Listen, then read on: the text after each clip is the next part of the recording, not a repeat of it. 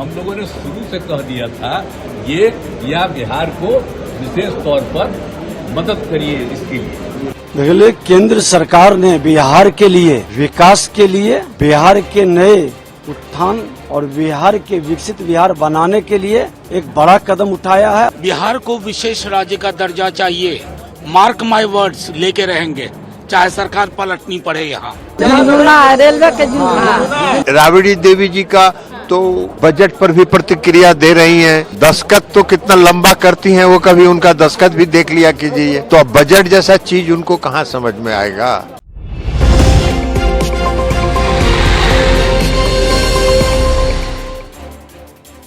बिहार को बजट में क्या मिला, झुनझुना या सच में बहुत कुछ? दोस्तों, वित्त मंत्री निर्मला सीतारमण ने मंगलवार को लगातार 7वीं बार बजट पेश किया।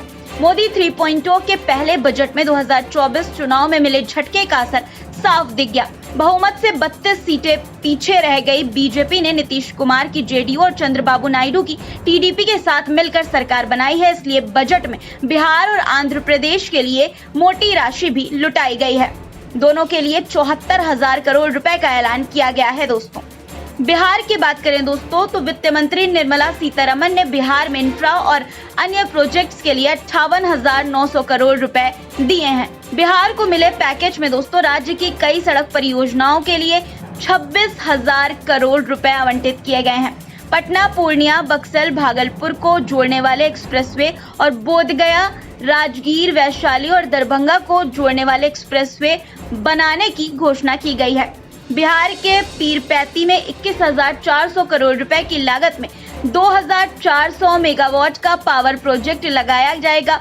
बाढ़ से निपटने और राहत के लिए 11,500 करोड़ रुपए दिए जाएंगे। बिहार के महाबोधि मंदिर और विष्णुपद मंदिर को विकसित किया जाएगा। बिहार में नए मेडिकल कॉलेज और एयरपोर्ट्स बनाए जाएंगे। बिहार में स्पोर्ट्स इंफ्रास्ट्रक्चर स्थापित किया जाएगा। गंगा नदी पर 2 नए पुल बनाए जाएंगे। दोस्तों, केंद्रीय बजट में बिहार को मिले पैकेज पर 2 तरह की विरोधी बातें आ रही हैं। एक तरफ तो विपक्ष के लोग ये कह रहे हैं कि ये बजट बिहार और आंध्र प्रदेश का बजट बनकर रह गया है। कहने का मतलब है कि बिहार और आंध्र प्रदेश के लिए तो बहुत कुछ किया गया है, पर अन्य राज्यों पर सरकार ने ध्यान नहीं दिया। दूसरी तरफ आरजेडी इस पैकेज को झुनझुना बता रही है। दोस्तों, पार्टी के लोगों का कहना है कि इस पैकेज में अधिकतर वो योजनाएं हैं जो 5 साल से चल रही हैं। आरजेडी नेता और प्रदेश के पूर्व उप मुख्यमंत्री तेजस्वी यादव एक्स पर लिखते हैं कि बजट ने बिहार के लोगों को फिर निराश किया है। बिहार को प्रगति पथ पर ले जाने के लिए एक रिवाइवल प्लान की जरूरत थी और जिसके लिए विशेष राज्य के दर्जे के साथ विशेष पैकेज की सख्त जरूरत है। तेजस्वी लिखते हैं कि रूटीन आवंटन तथा पूर्व स्वीकृत, निर्धारित व आवंटित योजनाओं को नई सौगात बताने वाले बिहार का अपमान न करें। पलायन रोकने, प्रदेश का पिछड़ापन हटाने तथा उद्योग धंधों के साथ साथ युवाओं के बेहतर भविष्य के लिए हम विशेष राज्य के दर्जे की मांग से इंच भर भी पीछे नहीं हटेंगे। दोस्तों, तेजस्वी की बातों को पूरी तरह खारिज नहीं किया जा सकता, ना ही उनकी बातें पूरी तरह सही कही जा सकती हैं। ये तो मानकर चलना चाहिए कि जो कुछ मिला है वो स्पेशल स्टेट्स की बराबरी तो नहीं कर सकता, लेकिन ये भी कम नहीं है, क्योंकि बजट में 26,000 करोड़ रुपए के 3 एक्सप्रेसवे, 21,000 करोड़ रुपए का 2,400 मेगावाट का एक पावर प्लांट, मेडिकल कॉलेज और कई एयरपोर्ट दिए जाने का प्रस्ताव शामिल है। दोस्तों, सबसे पहले आपको बताती हूँ कि बिहार को मिले विशेष पैकेज को लेकर पक्ष और विपक्ष के नेताओं की क्या राय है, क्या कहना है। उसके बाद आपको बताऊंगी दोस्तों कि बिहार को मिला पैकेज वाकई में हकीकत है या फसाना। दोस्तों, सबसे पहले आपको बिहार के मुख्यमंत्री नीतीश कुमार को सुनाते हैं, जो कि बिहार को विशेष पैकेज मिलने से संतुष्ट नजर आ रहे हैं। क्या कहना है उनका, सुनिए। हम लोगों ने शुरू से कह दिया था ये या बिहार को विशेष तौर पर मदद करिए इसके लिए। अब उसी में उन लोगों ने कई चीजों का मदद करने का घोषणा कर दिया। तो कहना था कि भाई असल चीज है कि हम लोगों को जो हम लोग इतना काम कर रहे हैं तो उसमें अगर केंद्र से बहुत सारे चीजों में और ज्यादा अतिरिक्त मदद मिलेगा तो फायदा होगा। ये तो हो ही रहा है। इसके बिना मतलब करोगे। एक सहायता के लिए, बिहार के विकास के लिए मदद होना चाहिए बिहार को, तो वो तो करना शुरू कर दिए। आप खुश हैं? अरे हाँ भाई, हम तो ये दोनों चीज कही दिए थे, तो एक चीज का तो शुरू हो गया। दोस्तों, केंद्र की सौगात से गदगद सीएम नीतीश कुमार ने सोशल मीडिया पर एक पोस्ट भी लिखा और उन्होंने प्रधानमंत्री का धन्यवाद भी अदा किया। उन्होंने लिखा कि केंद्र सरकार द्वारा प्रस्तुत किया गया बजट सकारात्मक एवं स्वागत योग्य है। इस बजट में बिहार की जरूरतों का विशेष ध्यान रखा गया है। इसके तहत बिहार के मानव संसाधन विकास एवं बुनियादी विकास पर विशेष ध्यान दिया गया है। इस बजट में बिहार की सड़क संपर्क परियोजनाओं, विद्युत परियोजनाओं, एयरपोर्ट, मेडिकल कॉलेजों और खेलकूद की संरचनाओं के लिए विशेष राशि का प्रावधान किया गया है। साथ ही बजट में बिहार के पर्यटन स्थलों को विकसित करने के लिए विशेष सहायता की घोषणा की गई है। बिहार को बाढ़ से बचाव के लिए भी बजट में बड़ा ऐलान किया गया है। कोसी मेची नदी जोड़ परियोजना, नदी प्रदूषण न्यूनीकरण और सिंचाई परियोजनाओं के लिए विशेष आर्थिक मदद देने की घोषणा की गई है, जो स्वागत योग्य है। बिहार के लिए बजट में विशेष प्रावधान के लिए आदरणीय प्रधानमंत्री नरेंद्र मोदी जी एवं माननीय वित्त मंत्री श्रीमती निर्मला सीतारमन जी को विशेष धन्यवाद। बजट में बिहार के लिए की गई इन घोषणाओं से बिहार के विकास में सहयोग मिलेगा। आशा है कि आगे भी अन्य आवश्यकताओं के लिए केंद्र सरकार इसी तरह बिहार के विकास में सहयोग करेगी। तो दोस्तों, नीतीश कुमार के इस ट्वीट से साफ है कि नीतीश कुमार भले ही विशेष राज्य का दर्जा बिहार को न मिला हो, लेकिन विशेष पैकेज से खुश हैं, संतुष्ट हैं। दोस्तों, अब आपको बिहार के उप मुख्यमंत्री विजय कुमार सिन्हा को सुनाते हैं। उनका कहना है कि केंद्र ने बिहार के विकास के लिए बड़ा कदम उठाया है। बजट विकसित भारत और विकसित बिहार के निर्माण की नींव रखता है। आगे उन्होंने क्या कहा, सुनिए। देखिए, केंद्र सरकार ने बिहार के लिए, विकास के लिए, बिहार के नए उत्थान और बिहार के विकसित बिहार बनाने के लिए एक बड़ा कदम उठाया है। उसमें आज 26,000 करोड़ एक्सप्रेस वे बनाया गया है। बाढ़ से मुक्ति के लिए, नहरीकरण के लिए, युवाओं का, किसानों का, महिलाओं का, गरीबों के कल्याण के लिए बहुत सारी योजनाओं की घोषणा की गई है और इससे बिहार को पूरा लाभ होगा। पूरे देश के अंदर माननीय प्रधानमंत्री ने जो गरीब, युवा, किसान, महिला के लिए कहे थे, वह बजट में साफ झलक रहा है और यह बजट भारत को विकसित भारत बनाने, बिहार को विकसित बिहार बनाने का एक बड़ा ही नींव रखा गया। वहीं दोस्तों, संसदीय कार्य मंत्री विजय चौधरी ने कहा कि हम लोग शुरू से ही कह रहे थे कि हम आशावादी हैं। बजट में बिहार के लिए पैकेज पर प्रधानमंत्री नरेंद्र मोदी को धन्यवाद देते हुए देखिए उन्होंने क्या कहा। वो विशेष राज्य का दर्जा था या विशेष पैकेज था या विशेष मदद थी, और वो तो मिला है। कितना विशेष पैकेज मिला आपको? अभी तो पूरा हिसाब होने दीजिए ना, लेकिन मिला है। ये क्यों नहीं आप बताते हैं कि ये इस तरह का स्पष्ट ऐलान बिहार स्पेसिफिक, मतलब बिहार के लिए विशेष रूप से पहली दफा केंद्र सरकार के बजट में ऐलान हुआ है। दोस्तों, केंद्रीय मंत्री चिराग पासवान ने बजट को लेकर क्या कहा, सुनिए।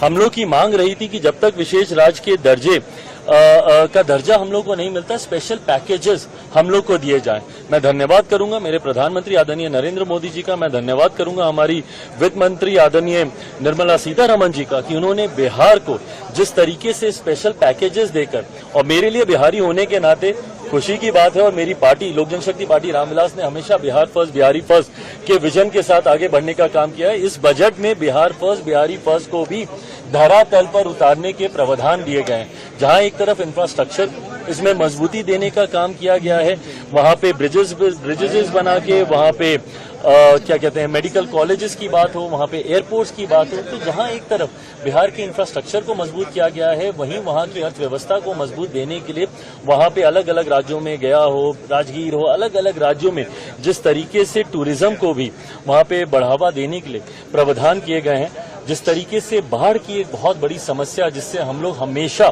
दशकों से हम लोग परेशान रहे हैं, उसके भी समाधान का जिक्र इस बजट में किया गया है। तो मैं मानता हूं बिहारियों के लिए ये बहुत खुशी की बात है और पूरी बिहार की जनता प्रधानमंत्री जी का धन्यवाद करेगी। दोस्तों, एक तरफ पक्ष के नेता यानी सत्ताधारी पार्टी के नेता, दोस्तों एनडीए गठबंधन के नेता जहां इस बजट की वाहवाही कर रहे हैं, बढ़ाई कर रहे हैं, तो वहीं दूसरी तरफ विपक्ष के नेता बिहार और आंध्र प्रदेश को दिए गए बजट से खास खुश नजर नहीं आ रहे हैं। अखिलेश यादव ने इस पर क्या कहा, वो आप सुनिए।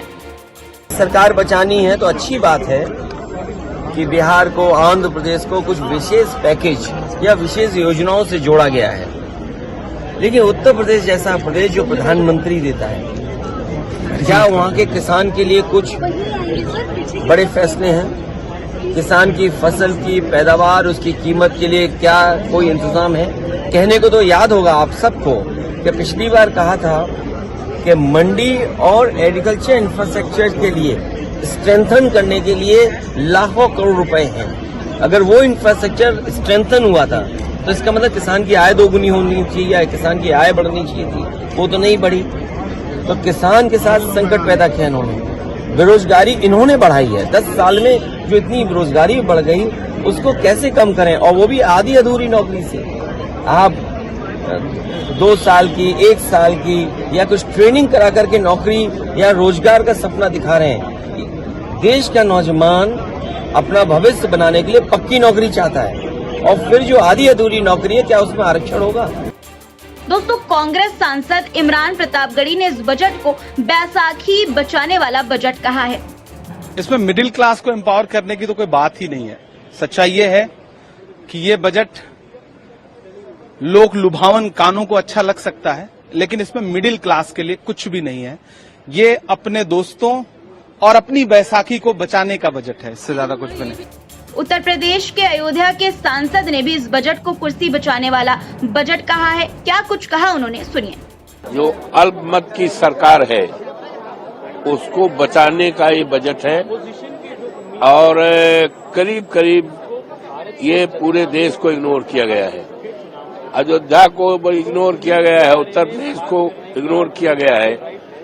उत्तर प्रदेश वो प्रदेश है जिसने 1 दर्जन से ज्यादा देश को प्रधानमंत्री दिया है, देश की राजनीति को बदलता है, देश को राजनीति की दिशा और दशा को तय करता है, पूरी तरह से इग्नोर किया है।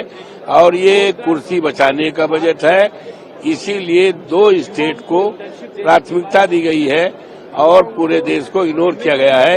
ये भारतीय जनता पार्टी के लिए महंगा पड़ेगा। आरजेडी नेता मनोज झा ने बिहार को मिली सौगात पर, जिससे नीतीश कुमार बेहद खुश हैं, क्या कहा, सुनिए। सड़क, नाली, नलिया, नलका, ये एलोकेशन नेचुरल होते हैं, रूटीन एलोकेशन होते हैं। बिहार को विशेष राज्य का दर्जा चाहिए, मार्क माय वर्ड्स लेके रहेंगे, चाहे सरकार पलटनी पड़े यहाँ। क्योंकि विशेष राज्य के दर्जे में क्या फायदे हैं? आपको टैक्स हॉलीडेज मिलता है, कॉर्पोरेट, एक्साइज, कस्टम, 90% ग्रांट का लोड ये सेंट्रल गवर्नमेंट बेयर करती है, पैसा लैप्स नहीं होता है। ये सारी चीजें पर्याय नहीं हो सकती ना। आप रूटीन चीजें कर रहे हो, बता रहे हो कि बड़ा बहुत। आंध्र और बिहार का नाम लेने से बिहार की हकीकत नहीं बदलेगी। हमारे जदयू के साथ ही मुझे अफसोस है, विशेष राज्य के दर्जे पे तेजस्वी जी के साथ नीतीश जी कितने वेग से खड़े थे, आज आप एकदम सिटपिटा गए। ये उचित नहीं है। विशेष राज्य और विशेष पैकेज के बीच में या नहीं, दोनों चाहिए। और रूटीन एलोकेशन, भगवान के लिए आप लोग कम से कम रूटीन एलोकेशन को सौगात मत बताइए। दोस्तों, मोदी 3.0 के बजट पर राहुल गांधी ने भी अपनी प्रतिक्रिया दी। नेता प्रतिपक्ष ने एक्स पर लिखा कि बजट के जरिए सहयोगियों को खुश करने की कोशिश की गई, जबकि अन्य राज्यों की कीमत पर उनसे खोखले वादे किए। राहुल ने आगे कहा कि बजट के जरिए मित्रों को खुश किया गया, अडानी अंबानी को फायदा, लेकिन आम भारतीयों को कोई राहत नहीं। उन्होंने तीसरा पॉइंट कॉपी और पेस्ट बताया। उनका कहना है कि ये बजट कांग्रेस के घोषणा पत्र और पिछले बजट का कॉपी पेस्ट है। दोस्तों, राहुल गांधी के अलावा पूर्व मुख्यमंत्री और राजद नेता राबड़ी देवी ने इस बजट को लेकर कहा कि राज्य में हत्याएं और चोरियां हो रही हैं। मजदूरों को मजदूरी नहीं मिल रही है, युवाओं को रोजगार नहीं मिल रहा है और किसानों की समस्याएं बरकरार हैं। बिहार को आवंटित 26,000 करोड़ रुपए एक झुनझुना है। क्या कहा आगे उन्होंने, सुनिए। बाढ़ है, बाढ़ पर कोई काम नहीं हो रहा है। जनता के घर द्वार डूब गया है, दहा गया है, खाने पीना फूल गिर रहा है, लगातार हत्या हो रहा है, मर्डर हो रहा है, चोरी डकैती सब हो रहा है। मजदूरों को मजदूरी नहीं मिल रहा है, रोजगार नहीं मिल रहा है। किसानों का खाद बीज सस्ता करना चाहिए, महंगाई पर रोक लगाना चाहिए। पेट्रोल डीजल सब महंगा है, किसान क्या करेगा? बिजली, किसानों को बिजली भी नहीं मिलता है। हो गया चलिए। 26,000 करोड़ दिया है बिहार को, 26,000 करोड़ दिया गया झुनझुना है, रेलवे के झुनझुना है।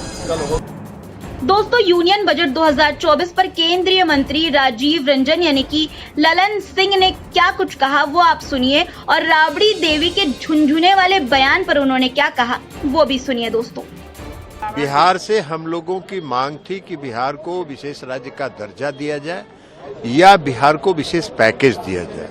आज जो बजट आया है और माननीय वित्त मंत्री जी ने जो बजट पेश किया है उसमें बिहार के लिए पैकेज का भरमार है।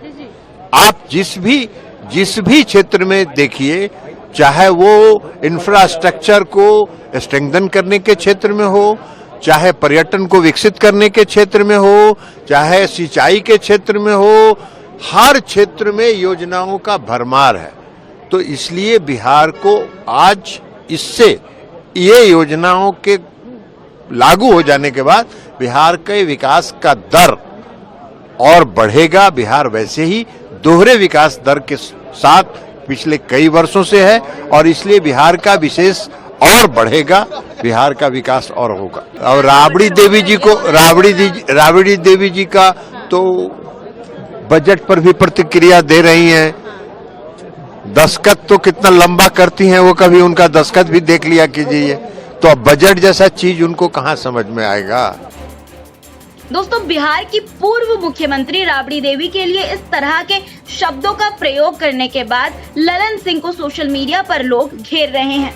एक यूजर ने एक्स पर लिखा दोस्तों कि पौरुषवादी अहंकार और सत्ता में होने का घमंड सिर चढ़कर बोल रहा है।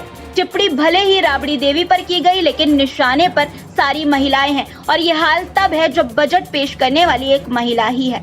इस पर आपकी क्या राय है दोस्तों, कमेंट में जरूर बताइएगा।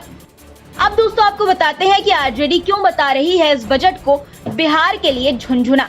दरअसल दोस्तों, बिहार की जो 3 सड़क परियोजनाएं मिली हैं वो भारत माला प्रोजेक्ट या ईस्ट वेस्ट कॉरिडोर के अंतर्गत आने वाली हाईवे ही हैं। अगर आप गूगल पर इन सड़क परियोजनाओं के बारे में सर्च करेंगे तो आपको पता चलेगा कि इन प्रोजेक्ट्स के बारे में कई सालों से अखबारों के पन्ने भरे जा रहे हैं। बीजेपी नेता भी जनता के बीच इसके बारे में बोलते रहे हैं। यही कारण है दोस्तों कि बिहार को मिले इस विशेष पैकेज को आरजेडी के लोग झुनझुना बता रहे हैं। आप किस पर क्या राय है दोस्तों, कमेंट में जरूर बताइएगा और चैनल को सब्सक्राइब करना मत भूलिएगा।